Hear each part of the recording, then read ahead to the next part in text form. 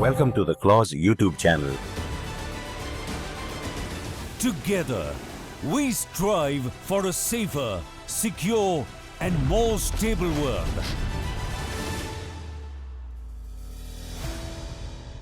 Hello and welcome to another episode of Clause's podcast series, where we take current news events and delve deeper into it with experts to get a better understanding of the issue. Today, I have with me Col Rajeev Agarwal. He has nearly 3 decades of service in the Indian Defence Forces and is an expert on West Asia and Afghanistan. He's currently a senior consultant at Chintan Research Foundation. Welcome, sir. We're delighted to have you with us today. Thank you, Aishwarya. Same here. So the topic that we will be focusing on today is going to be Trump's remarks on Gaza. We know that he, in a series of stunning remarks, while vague, has unveiled some plans for the Gaza Strip.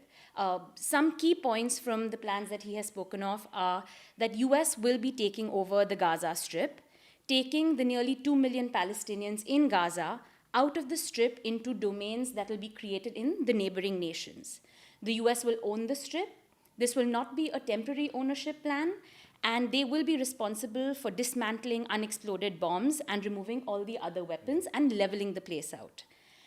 He also said that he's not ruling out sending US troops into the region. So, sir, my first question to you is that can you help us understand what the US and Trump particularly stand to gain from such a plan? We know that in both his elections in 2016 and in 2024, he had this sort of an America First policy. He spoke of getting the US out of the Middle East, getting investments out of the Middle East. So why suddenly in his first month as president, he is now unveiling a plan that is kind of doing almost the exact opposite of that? What does he stand to gain from this, whether it's strategic or economic, if you could throw some light on that? Yeah, so thank you, Aishwarya. I mean, this is bizarre to say the least of all things that could have been expected from Trump.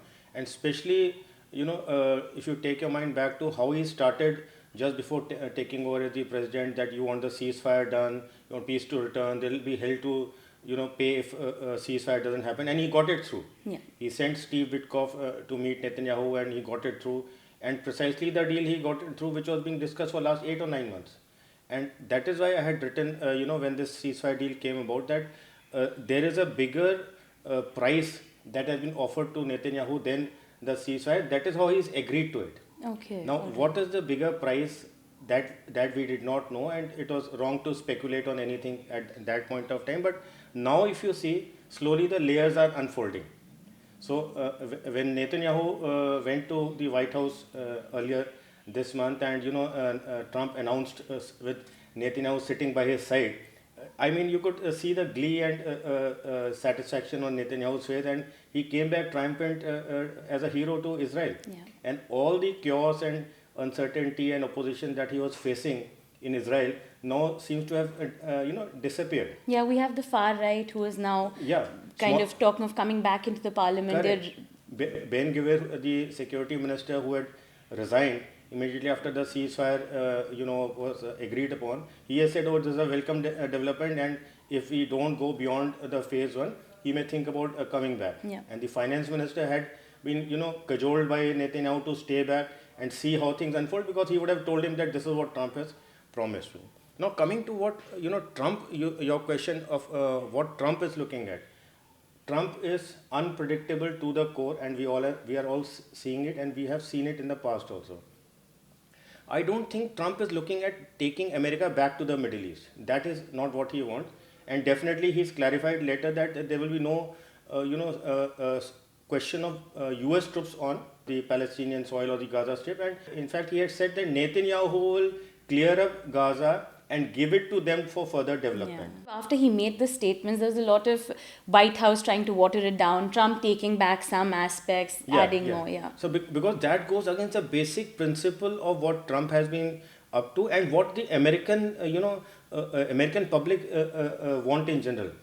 He announced that he is going to withdraw 900 troops from Syria. Yeah. He said that the Iraqi mission will wind down, and then if he says that he is going to put US troops in the hottest conflict zone in the Palestine territory or the Gaza Strip, then you're going back the whole way. So that has been clarified later. He said Israel will clean it up and give it to the US to develop it further. Right. Now, before Trump became a politician, he was a businessman. And so, when you say that whether it's a strategic or economic thing, it is a combination of both. What I think is what Trump has done in Trump 1.0, which we'll discuss, later, is that he has found that none of the solutions for the peace between Palestinians and Israel has been working. Over so many decades, you had the Arab Peace Initiative, you had the Oslo Accord, you had all kinds of plans being put, and finally nothing has worked out. And it is a question of episodic conflicts which keep happening, after every 2 years, 3 years, 5 years in sequence. And that is why when 7th October happened, the Israeli establishment, obviously they were outraged by the kind of devastation that happened, the kind of deaths that happened to the Israeli, public. But what they decided was we have to end it once and for all. No more episodic conflicts. We have to find a permanent solution. Right. And in July, they have passed also a resolution that there will be no two-state solution. So Trump has realized that, this conventional kind of a solution is not going to work. That the entire world and the Arab world will keep saying that you want a two-state solution, then only things will move forward. Israel is saying that there will be no two-state solution. So this conventional sense kind of thing is not going to work. And therefore, you have to find some radical solution. And I think what he is aiming is that he exploits this pressure which has been put on these people on the state, and then tries to extract the lesser pound of flesh that he must be looking Right. for. So you're saying this is sort of a negotiation tactic, Yeah, wherein hard he's negotiation. mounting pressure, saying sort of stunning remarks like this Yeah. one, and getting Arab nations to agree to a deal that's more Which may be more mellowed down, right, because there where is the Palestinian cause is sort of mellowed down and Israel gets more. It's more on Israel's side. Is that what it is? Okay. Correct. So this is what I think, because in totality, his radical thoughts cannot see the light of the day. But under the mountain of pressure that he puts with this radical ideas, if he is able to extract that small pound of flesh, it's a win-win situation for him. Okay.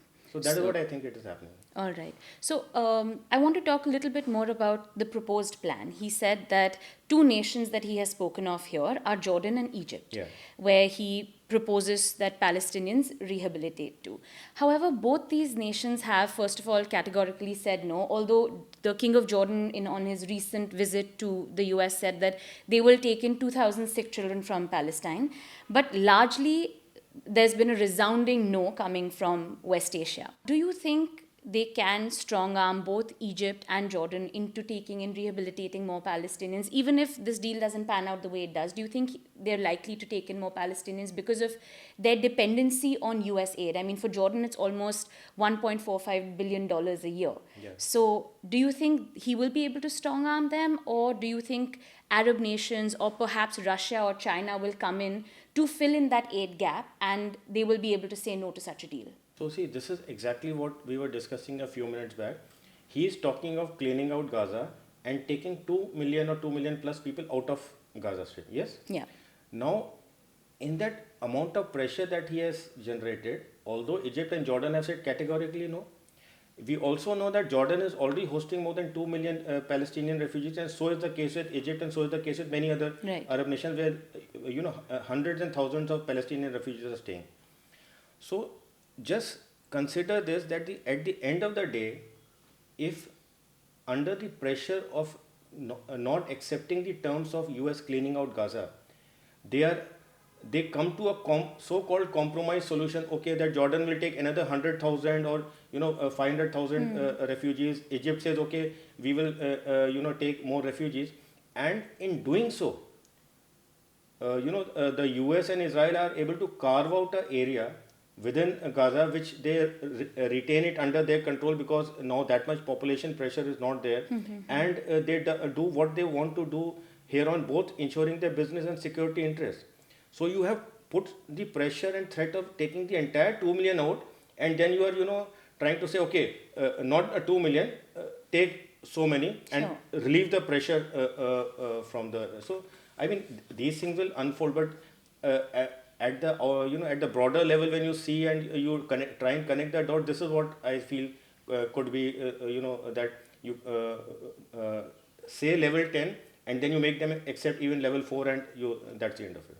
So we spoke of Jordan and Egypt. We know that the Arab nations are now sort of scrambling to put together a plan to counter Trump's plan. So do you think with all that happening, an Arab proposal is likely to materialize for Gaza and Trump is going to back down from his remarks? And what do you think a proposal like that, an Arab proposal would look like? So I think there 5 Arab leaders are meeting tomorrow in Cairo or Riyadh somewhere. Yes. And they're going to have In Riyadh, yeah. in Riyadh, and they're going to have a meeting to discuss exactly what the Trump's proposal is. And thereafter, I think in first week of March, the entire Arab League, along with Iran, is going to have a extraordinary meeting to discuss the overall thing. So I think we'll have to wait and watch. But one thing is clear from an Arab point of view, it is not the economics of taking in the Palestinian land is never the issue. The large swaths of land which are uninhabited. It is the question of principled existence of the Arab nations in the area, and their solidarity to the Palestinian issue. So if that is watered down or obliterated, then within the region and to face their own people, and otherwise it will become a very big problem for them. So they have to weigh out both the factors, how to see the US pressure is absorbed or nullified to an extent, and how to also see that their own principles and their region is kept within the promise of what they have said to the Palestinian people. Right, because the Palestinian issue has been at the forefront of Saudi-Israel normalization. Absolutely. For Saudi Arabia, this is something that is they will not compromise on this. This is something they want. So how do you think with this plan in place, Trump's plan in place, Saudi-Israel relationship is likely to develop or not? So, one of the triggers for the 7th October to happen was the threat or the likelihood of Saudi-Israel normalization happening. I think it was 23rd September or something, where the Saudi Crown Prince or the Secretary of State Blinken had announced that we are done with the semi-final, and only the final part of the deal is done. And so there was a complete sense of betrayal as far as the Palestinians are concerned, that if the Saudi-Israel normalization takes place, then their cause would be lost forever. So when I wrote 2 days after the war broke out that this was a war waiting to happen, a lot of people said that it is not the immediate trigger that how the war took. You have to go back. Yeah. And here I would also like to say, when you talk of Israel-Saudi normalization, that it is a follow-up of what happened in 2020 September, the Abraham Accords. Right. And I have maintained that Abraham Accords was a thing which was done in hurry, and it was done without uncovering all the layers of intricacies within the region. Just if you see and take your mind back, it was signed on, I think, 20th September 2020. 5th November or something were the elections of the presidential elections, which Trump was already being projected to lose as per the polls that were taking place. Why do you have to hurry up and announce, get a deal done weeks before the presidential elections are going to take place? A deal which is supposed to be a game changer for not only for the Middle East, For the world at large. the world at large. Right. And in that, you are quietly subsuming the core issue of Palestine, because that was not part in the context. Right. There But was- I think, but here the IMEC issue also comes into play, correct? Because Saudi-Israeli normalization is key for the IMEC to materialize. Yeah. And I guess it was President Biden who, after the attacks, also said that the IMEC moving forward and Saudi-Israeli normalization being one of the key factors for the attack. Absolutely, you are right, because everything was happening in a quick time frame and happening sequentially and chronologically, and everything was having an adverse effect on the Palestine issue. Right. So IMEC, the idea of IMEC was announced at the G20 summit in Delhi. I think it was 18th or 20th September. 3 days later, the announcement was done about Saudi-Israel deal reaching the finishing line. So when you see it from a Palestinian point of view, you find that every announcement or every scheme that is being put on ground is having only one end result. It's That is watering down their watering down whatever the cause of the Palestinian was. right. Absolutely. So that is how you do. When you connect all this, you see that that's why I said it was a war waiting to happen. Had it not happened on 7th October, it may have happened later. But had it happened after the Saudi-Israel normalization deal had been signed, then it would have been very difficult for the war to break out the way it broke out. I think since we are talking about IMAC, I would also like to focus on where this puts India. So we now have a Trump plan and a proposed Arab plan, and India we're getting closer to the US. We have key deals with Israel, so that is on one side. We have, on the other hand, a lot of important deals, whether it's agriculture, trade, economics with Saudi Arabia, UAE. So where does this put India? Do you think India could potentially face pressure from the US and Israel to support their plan or to support their cause, or where does that leave India? Aishwarya, India has been very consistent on the whole issue as far as this war has been concerned. India was the first country, or Modi was the first, head of the state, which called out the terror attack against Israel, and India has stood with Israel in solidarity against its fights against the terror. But it has also been consistent that there has to be a two-state solution, and Palestinians have the right to their own state. India also has made it very clear that India cannot get directly involved in this issue because it is an issue which has to be sorted out within the major stakeholders in the region. So, I mean, from an individual point of view, if you ask me, India, from an Indian standpoint, I would say if the Saudis or the UAE or the Egypt, Jordan, Qatar, Turkey, if you guys can't sort it out, how am I expected to sort this mess out? Right. Right. Now, as far as US pressure and Israel pressure is concerned, I don't think that is a point of concern as far as we are concerned, because India, in that manner, I would say the Russian war was a breakout point for India's foreign policy. Right. When India stood for its strategic autonomy and right to buy oil and maintain ties with Russia after February 2022, that was a breakout point where the actual strategic autonomy of India came about, and now India is not likely to go back on it. Okay. So yes, it has got good relations and partnerships with US, Israel, everyone, but I don't think India will be coerced or forced into supporting a cause which India finds principally unfair on this regional issue, where India thinks that the major decisions have to be taken by the stakeholders within the region. So, one of my last questions is going to be, how do you think Iran is going to, or is reacting to Trump's plans? We know that Hamas leaders, I think it's twice now that they've met senior Iranian leadership.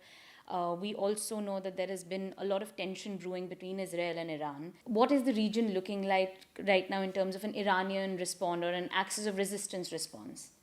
So I was, there cannot be a discussion on the region without a question on Iran. Iran, I mean, it is the elephant in the room, as they say. But yes, you are right. As far as the axis of resistance is concerned, there is no doubt it has taken a beating, and it has taken a beating which is phenomenal.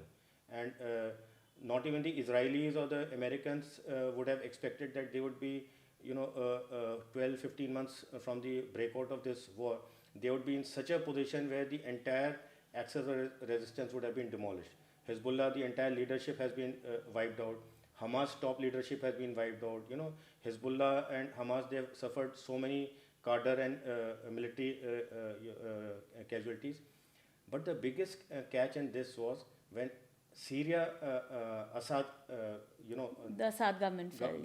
Government fell, because that was a vital link for Iran to boost its support both to Hezbollah and Hamas. But at the same time, what I would like to say, and I've said this at so many platforms and this thing, never rule out Iran. Iran is not a state which has been formed out of the colonial powers, or where the boundaries have been drawn arbitrarily, like they were drawn after World War II. And it's an ancient civilization. Its geography is huge, and we keep hearing of Israel and US having plans to take out its nuclear sites, etc. If they had the capability and the chances of success, it would have been done much in the past. They wouldn't have waited today or for tomorrow.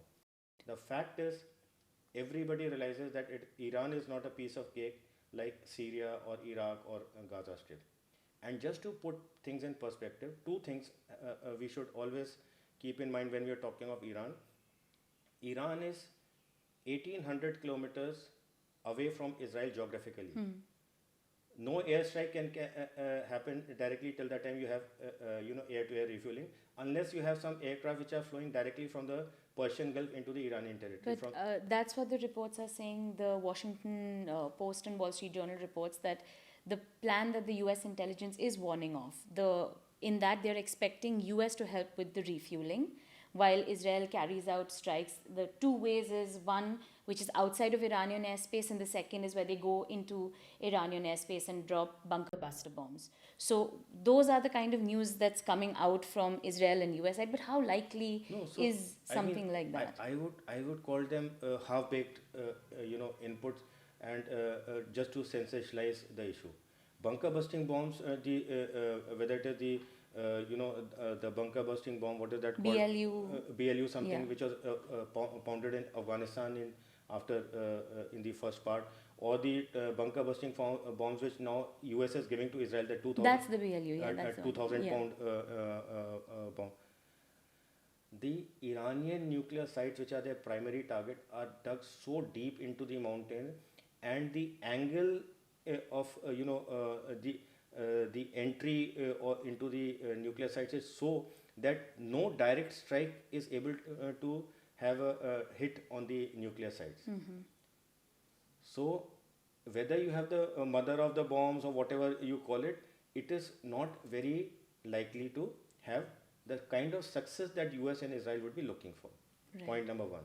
Point number two is, you have to just compare what they have done in Gaza Strip in last 15 months and what they are wanting in Iran. Gaza Strip is a small strip of ground, 41 kilometers by 5 kilometers, which has been pounded like hell without any resistance, because Gaza has no aircrafts, no air defense, nothing.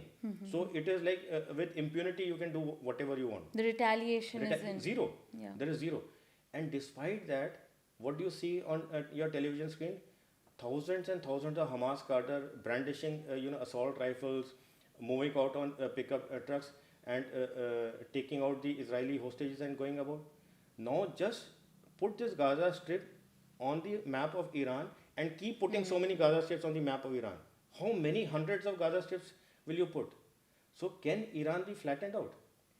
Third point, what is happening with all the rhetoric that Trump and Israel are doing? Their aim was to see that Hamas never gets up. Their head is crushed forever. What is happening instead? By all the rhetoric of cleaning out Gaza, etc., that you are saying, you are giving Hamas the exact fillip that it required. The common person on the street in Gaza Strip, Palestine, Egypt, Jordan, Saudi Arabia, etc., is saying, these are the saviors. They laid down their life for us. They sacrificed everything, and they are going to save us. Yeah, I think Blinken also said that Hamas has recruited as many. 15,000. Yeah. Plus, the only aid agency, legitimate aid agency, UNRWA, which was distributing aid in Gaza, it has been banned from operating. So, who are the guys who are actually distributing aids, etc.? It is the Hamas cadres. Right.